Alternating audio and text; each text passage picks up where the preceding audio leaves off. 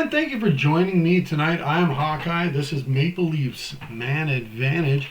It's been a little while since I've done a video here, but I'm on here to do the next video following the 1977 playoffs with the Toronto Maple Leafs.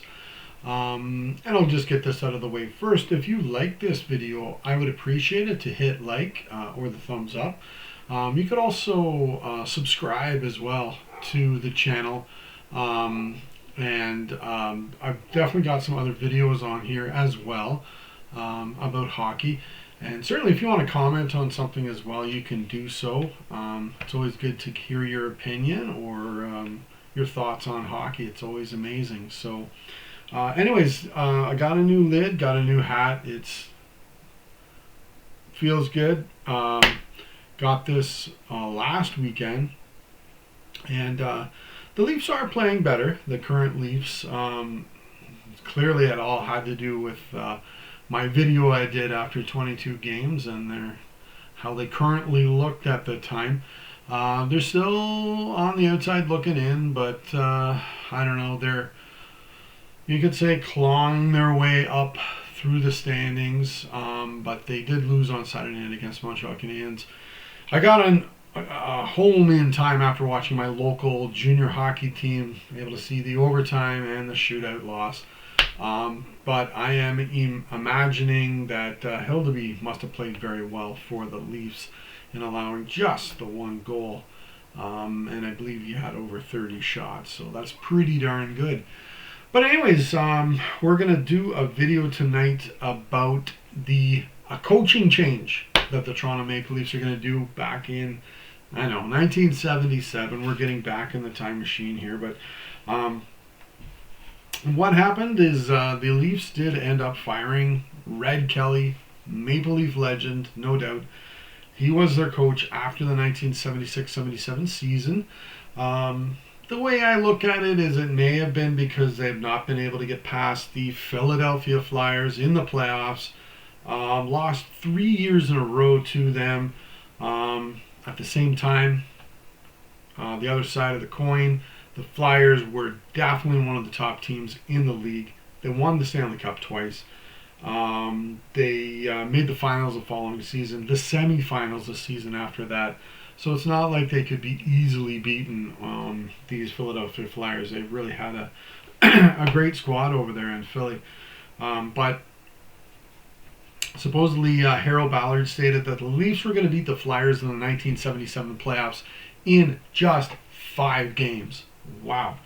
I guess he had absolute faith in his team, which an owner should have or yearn to have. Doesn't mean you have to have it. But this team never ever did hit the heights he had foreseen in making that comment there. Because the way I see it, the Leafs were not as good as the Bruins, and they weren't as good as the Sabres in their own division. Tough division, yeah, absolutely, but they weren't at the top of their division in my mind. And anyone who disagrees with that may have to rethink things. They were the third best team in their division. I think Harold was dreaming in Technicolor or just making comments for the reporters to put it in the paper.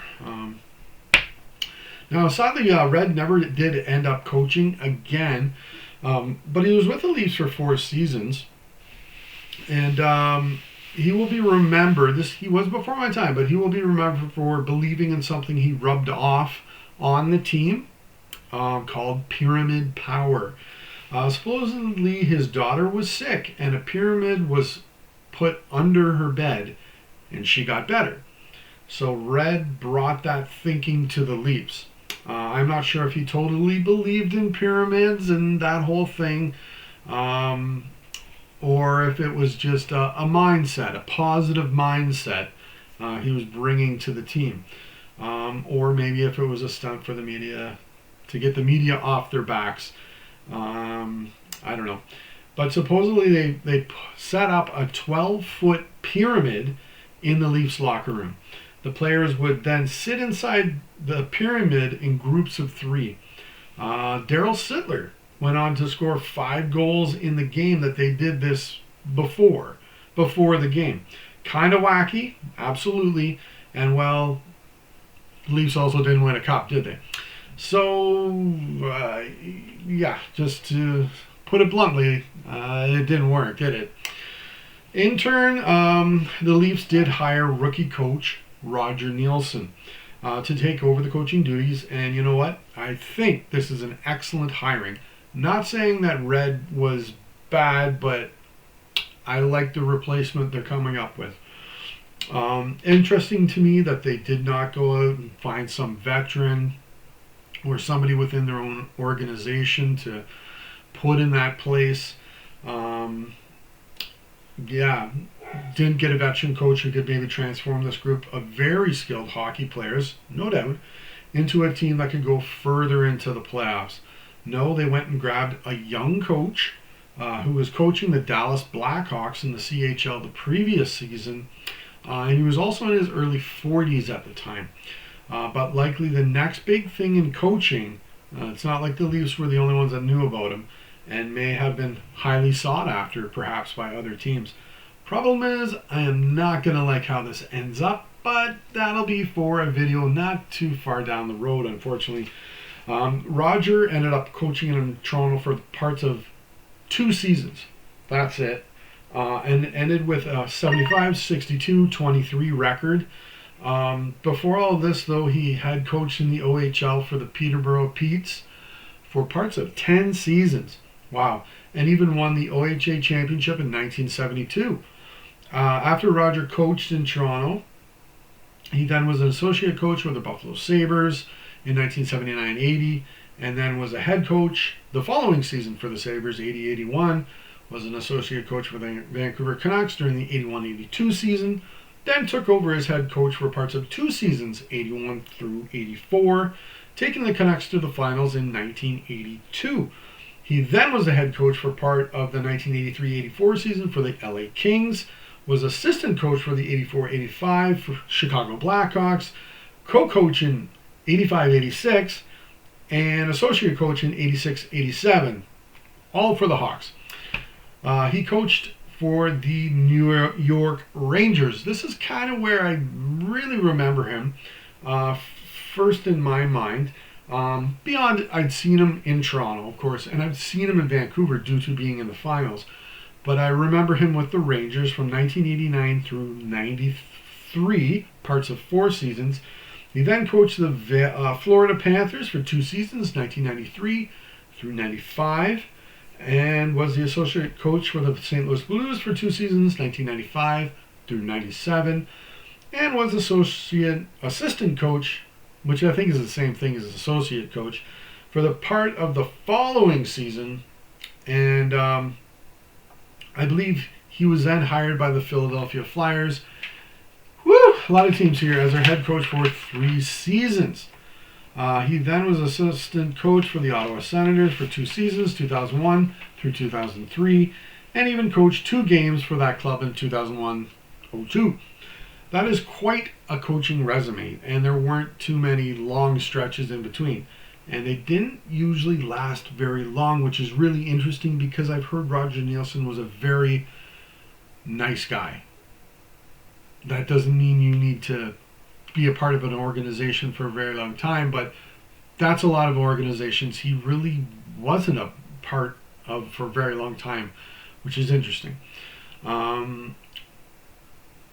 Yeah. Now, in the end, he ended up coaching 1,000 games and had a record of 460 wins, 378 losses, 159 ties, and 3 overtime losses. He had a winning percentage of .541. In the playoffs, he had a 51-55 record and an .841 winning percentage. Not too shabby. In the playoffs, it's tough. Now, the best story I've ever heard of Roger Nielson is this one. He was coaching the Leafs, and during the 1978-79 season, Harold Ballard fired him. They weren't doing as well as everyone thought they should have. Okay, Roger, it's time to go. He hadn't been there very long. It's only his second season. Kind of like Craig Berube now in Toronto. That's not very long. But Ballard was angry, fired Ballard, and the players, the media, and fans, all three of them, were outraged. So Ballard rehired Nielson, but he suggested to Roger he wear a bag over his head so that when he came out of the dressing room behind the bench, he could remove the bag from his head like Scooby-Doo or something and reveal that it's still Roger Nielson, and everyone would go crazy and bananas. Nielson did the smart thing and refused, and just went behind the bench normally. And I think the fans were extremely happy that he was behind the bench still. Excellent on you, Roger. Now, not to mention things are going to get even weirder in Toronto. Probably next season, or maybe even part of this season. Probably every season it's Harold Ballard, right? But that's it. They hire Roger Nielson, so that's it. So yeah, nice short little video talking about that. But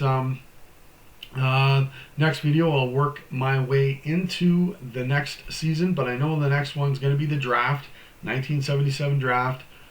There's some big names in this one, but I've got to work that one out and put it together and bring her out for you. But until next time, that's right, go Leafs go!